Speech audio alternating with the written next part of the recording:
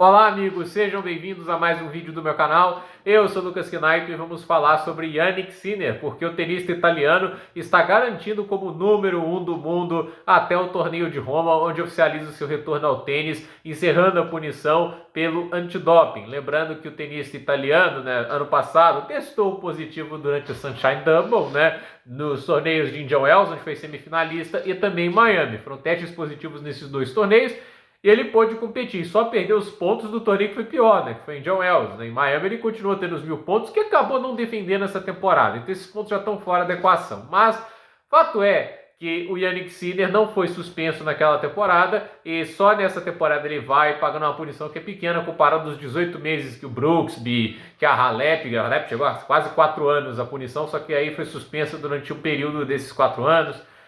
Os 18 meses do Ymer, Essa comparação acaba sendo ali até que coloca muito em xeque a eficiência das agências antidoping, E é claro, quanto que a ATP vai punir um atleta agora, depois do que fizeram com o Sinner, porque assim, é só porque ele é o número 1 que ele vai receber uma punição mais branda que os outros, Eu sempre vou bater nessa tecla, porque cedo ou tarde vai aparecer algum caso no esporte similar, e aí a ATP vai ter que dar uma resposta, Porque assim, se eles fazem algo como 18 meses ou até mais, as pessoas vão lembrar do que aconteceu agora. Mas indo para o assunto aqui, que não é tanto essa questão do doping do Sinner, e sim o fato dele continuar sendo o número 1, isso mostra a inconsistência dos dois perseguidores mais próximos. Porque assim, o top 10 da ATP tem o Alcaraz, e o Zverev, que são os dois perseguidores mais próximos. E aí tem outros nomes, O Taylor Fritz, que é um ótimo tenista, mas não é um cara para brigar por número 1, pelo menos não agora. Casper Ruud não briga por número 1 porque não tem versatilidade o suficiente, ele não é um tenista tão forte nas quadras duras, não consegue desempenhar na grama, mas se a grama seja um período de menos pontos, ainda são pelo menos ali uns 2.500 pontos, é muita coisa. E a gente também tem ali nomes como Andrei Rublev, que não tem o teto de produção necessário.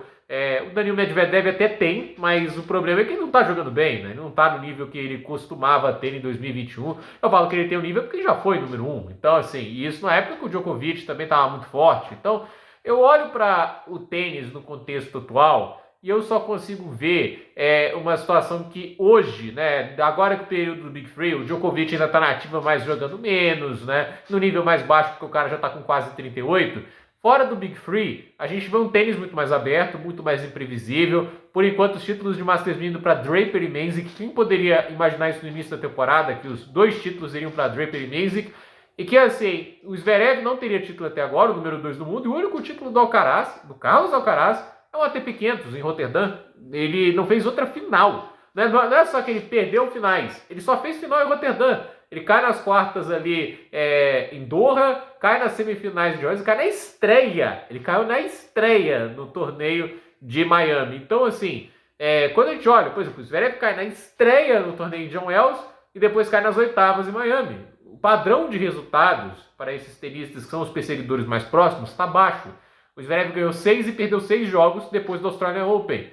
E o Alcaraz, assim, ele perde vários jogos também, decepciona em alguns torneios, e aí fica aquela questão, que foi questionado muito sobre isso, porque ele não assumiu o número 1, ele diz não estar se colocando essa pressão, que ele ainda é feliz jogando como número 3 do mundo. Eu entendo que o Alcaraz ele tem uma visão um pouco menos tão obcecada pelos resultados e pelos feitos como o Djokovic da vida tem, Mas, assim, eu não acho que ele deve estar contente com esses desempenhos que ele vem tendo, Com as performances. Se você se diverte jogando tênis, mas quando você tem capacidade para ganhar títulos e não ganha, é frustrante. E assim, eu vi o Alcaraz, por exemplo, lá caindo na estreia no passado em Cincinnati, o cara destroçou uma raquete, Parecia que ele estava procurando petróleo na quadra. Então, assim, eu não acho que ele está totalmente feliz com esse desempenho. Ele sabe que está jogando abaixo. Então, eu vejo assim que esse fracasso em tirar o número 1 do Sinner num período de suspensão, em que ele deixa de jogar 4 Masters 1000, só são 4.000 pontos possíveis, vários ATPs 500 que podem levar 6.000 pontos em disputa nesse período, É um fracasso que não é só do Zverev, A gente alfineta talvez mais o Zverev porque ele está mais próximo, porque aquele negócio foi o melhor no início do ano, foi finalista no Australian Open, mas o Alcaraz também decepciona, ele não se aproxima no ranking. Até fico assim pensando, será que ele perdeu pontos em relação ao Sinner, Porque ele foi abaixo nos 2 torneios da Sunshine Double, Então, é uma situação que a gente vê que ninguém está próximo de igualar a regularidade do Sinner atualmente, né? E se o Sinner manter isso por muito tempo, né? A eficiência dele de jogar e tudo isso, né? A tendência é que ele fique número 1 por muito tempo. Não consigo ver o Sinner perdendo esse número 1 no momento, né? Tipo, eu realmente acho assim que se eu tivesse que fazer uma aposta para número 1 na corrida para Turim até Roma, é Djokovic. Eu não tô fazendo piada. Apesar de ele não jogar Barcelona, que o Alcaraz vai jogar, assim, né? Mas eu acho que o Djokovic é o favorito a ser o número 1 na corrida para Turim. Pode ser que eu quebre a cara e ele caia amanhã. Pode ser, por que não, né? O Djokovic é imprevisível, né? Eu esperava que ele jogasse bem, Joel jogou mal. Aí em Miami eu tava sem expectativa, o cara vai pra final. Eu não sei o que esperar do Djokovic hoje, mas, cara, assim, ele quase terminou o torneio de Miami com o segundo na corrida para Turim. O cara jogou 4 torneios esse ano. Assim, é nesse ponto que a gente tá. Se ele tivesse ganhado Miami, ele era o segundo na corrida para Turim.